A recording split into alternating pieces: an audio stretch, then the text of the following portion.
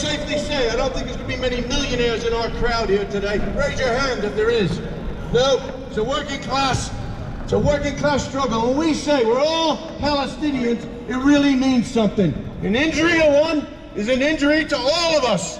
And that's why it hurts so much to see what's happening every day. The slaughter of men, women, and children. Cheered on by our government. Cheered on by that snake, Keir Starmer. Cheered on by Joe Biden and the rest of the imperialist swine. Hey. It really hardens me when I see these demonstrations in the United States, all the way across the United States. Columbia University especially. I was at a demonstration at Columbia University in 1968 against the Vietnam War.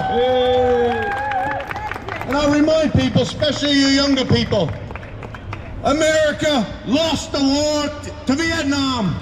They lost because of the courageous struggle the Vietnamese people put up and the international resistance around the world. That's what defeated America, and that's what will defeat them again.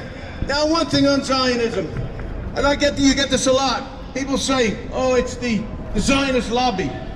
There is a Zionist lobby, but Israel is a useful tool of American imperialism.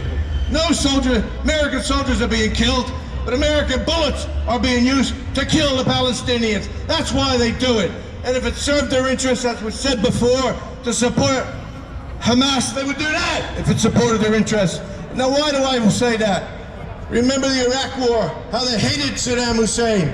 But a few years earlier, Saddam Hussein was sold guns and ammunition by the United States to attack Iran. They were allies. He was a good guy then. He was a good guy. So they lie. Because if you're going to kill on the scale that they kill, telling lies means nothing. Telling lies means nothing. And when I see the Murdoch press in the United States say all the demonstrations in the United States are all anti-Semites, that's Rupert Murdoch. That's Rupert Murdoch who pumps that rotten information out on his newspapers. He was the same one that said Saddam Hussein could attack in 45 minutes this country, and he had weapons of mass destruction. Lies. And that war cost the lives of hundreds and hundreds of thousands of people in the Middle East, and is still dying today from that so-called intervention. Tony Blair and George W. Bush should be locked up in prison for war crimes, just like our government should be locked up today. But what we see is a movement growing stronger and stronger. There's a movement of humanity. It's a movement where our communities are pulling closer together. We are getting together as a class, getting together, and our fists are getting tighter.